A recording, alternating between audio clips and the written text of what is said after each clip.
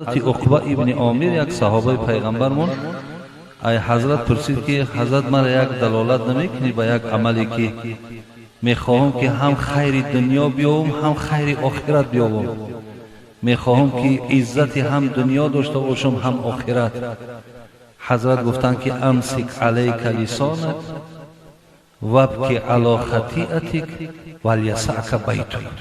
این حضرت امام ترمذی در کتابش میاره، گفت برای آن که تو اگر خیر دنیا و آخرت بیابی، تو اگر شرف دنیا و آخرت بیابی، عقبه پایبند سه چیز شو. همیشه با زبانت سخنی رو بگو که در او راضی خدا باشه.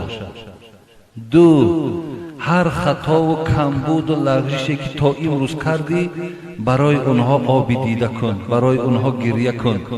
سیوم، در خاندان نظام اسلامی را جاری کن. یعنی خاندان تو باید همش اهل نماز باشند، خاندان تو باید همش اهل روزه باشند، خاندان تو باید همش قرآن خوان باشند. یعنی خاندان آدم مسلمان باید بوی دین کند، باید بوی قرآن کند.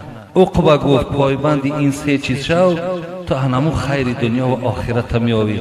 خداوند برای ما و شما توفیق نه بر همه ما و شما نصیب گرداند. آمین.